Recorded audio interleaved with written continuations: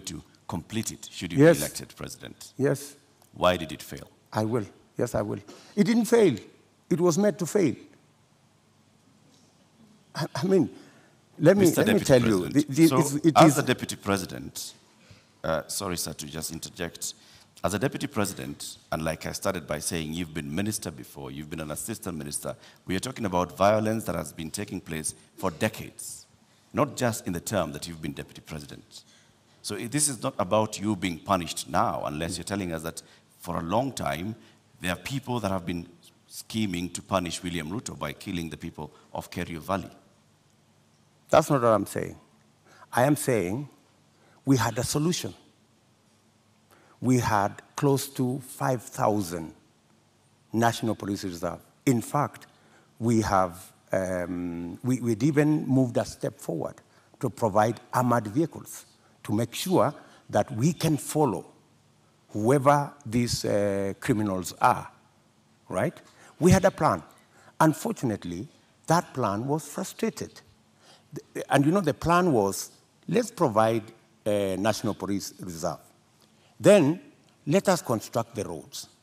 Then, let's provide water infrastructure. And then, let's provide school infrastructure. That way, you ease out people from that situation where they are today to a new environment where they appreciate education, they have food to eat, their animals have water and pasture, and then you can develop that region. In fact, in my mind, that's where the future of Kenya is, because we have huge tracts of land in that region. And the fact that people have been fighting in that region forever doesn't mean that they should continue fighting. We should find a solution. Honorable Ruto, let's go back to the issue of water, and you've mentioned the Kimwarer-Arror dams. And you say that as well was cancelled to punish you? That was cancelled for political reasons. For political reasons. Well, some of the allegations that have been made by the DPP in court is that payments were made contrary to the law, they were not processed through the consolidated fund, that in fact, this was all done to ensure that there were kickbacks, that the government made advance payments, including 11 billion shillings in excess of unnecessary debt to, this is what they're saying, which prosecutors say were to go to, friends and co-conspirators of this scheme. If this is what you allege, are you alleging tonight, Honorable Ruto, that there is a big conspiracy between the DPP, between the courts, and also politically with respect to the Arror and Kimwarer dams that are now in court? For your information, Arror and Kimwarer was signed at the same time with other government projects, signed by the same companies, funded by the same financiers, and they were signed not with me, witnessed by the President of Kenya.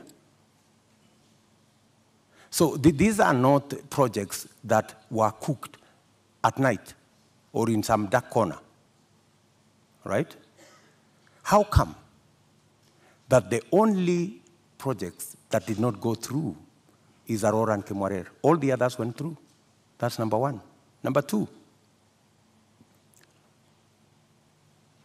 today, the government of Kenya is in court because the contractor, with all those allegations that have been made, the contractor has gone to court to demand payment of another 12 billion shillings. I mean, that should concern everybody. There are also suspects in court, Honorable Ruto. Pardon? There are also local suspects in court over the matter. Forget about the court matter here. The contractors are in court in London, and the government of Kenya is already replying to the case in court. And they cannot afford to make it public because it's embarrassing. Why did the contractor not continue with the project? Because he was denied the land where to set up the dam. And that was an undertaking by the government of Kenya, that we're giving you a contract, we're going to give you land, we're going to give you this infrastructure for you to build the dam. And the reason given then was that, the dam was going to be in a forest. How many dams are in the forest? We have Yamo Dam. We have Yamo Dam in the forest. We have many other dams in the forest. So I think, we have to be honest with ourselves.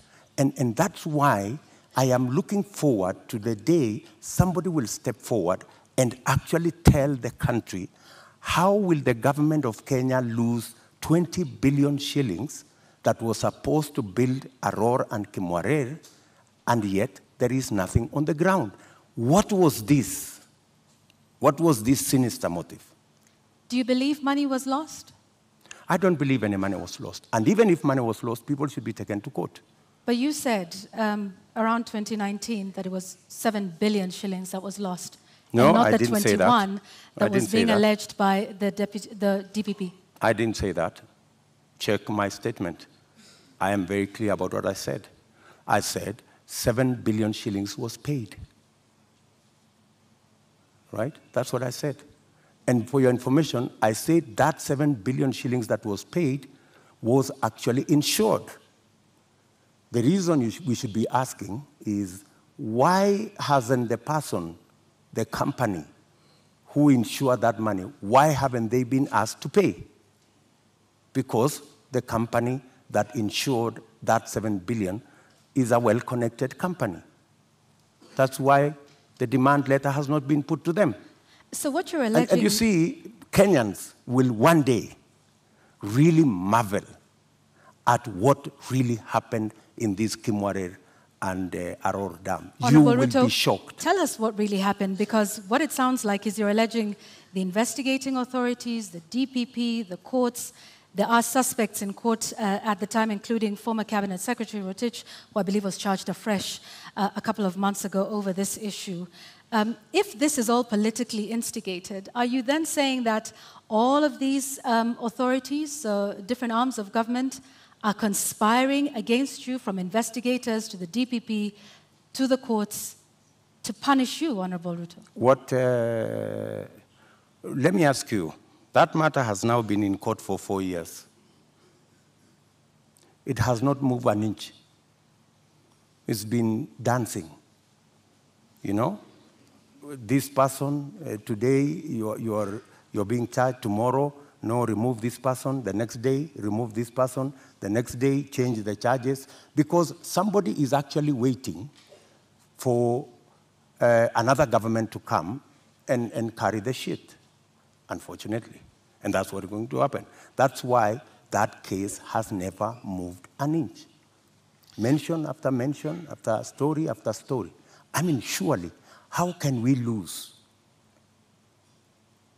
7 billion, another 12 billion that is going to be incurred by this government? And it's an act of political convenience.